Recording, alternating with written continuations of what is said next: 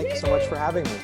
Let's get to spend some time. There's a reason that you're feeling all this stuff because you're in an impossible situation. Yeah. So My mantra has been, I'm not okay, and that's okay. Mental health as being a more dangerous threat than smoking. And people saying that resilience is part of the new toxicity. none of us are infallible. We all face our respective challenges for a long time. And I still don't know that I've got it down pat. I have to say that I'm blessed that to be able to even work from home and do this, because I know that's not the position for many. Also saying, well, mental health of our children is going to be critical. Full kudos to the team that I work with every day, because they are just incredible humans, and weekly conversations about what's happening, what are we feeling right now, let's have that open conversation so we can come to the table as human beings first. If you try to do it all, you will crash, and that is hard for us to do in a sector where that's been the norm for so long. The entire house was just grieving, right? My boss is too empathetic and concerned about my well-being, said no employee ever, right? Okay.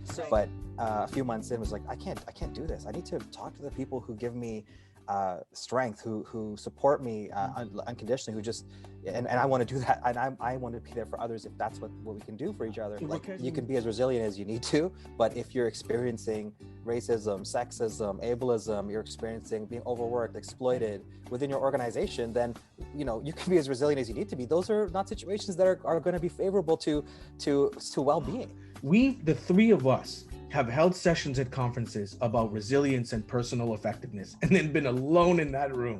And by the way, it shouldn't have taken a pandemic for us to have to deal I know, with but some of this come forward, but it did. So let's take that as it is. But I'm like, wow, really, that's what it took. Treat your workers well, consult your community. Like, wow, I didn't realize those things before. They were hidden for good reason. I saw during the pandemic that the organizations that seemed to fare the best were the ones that had already done a lot of the groundwork. And it's kind of mean to say, well, you should have done these things years ago. So I would not say that to anybody. That's not what I'm saying now. It's like, what can we learn from this round so that we take all those learnings and say, oh, the next time this happens, it happens every 10, 15, 20 years, something's going to happen that we didn't expect, that we are not sitting here and trying to learn the same lessons all over again. Grit and go, okay, that happened. Let's do better next time.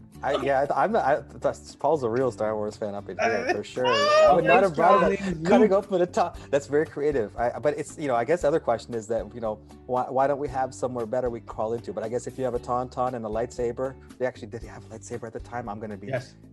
Okay, that's what he did to open it, right? I remember it's, so just by saying, hey, we don't know everything, but what's the best thing that we know at this time? And what's the best decision we can make at this time? And we're going to be okay with the outcome. You're not going to be penalized because you made a decision with incomplete information, or more importantly, an organization and leadership that won't, break you over the coals for having a safe place for their humans to be humans, and know that your mental fitness is incredibly important to the world, and we all need to take care of each other right now. Good luck to everybody out there. Even if I'm not there with you, thinking of you, and please do, let's just continue to support each other. This was great. Thanks, Paul and Kimberly. We'll see you on the next screen. All right.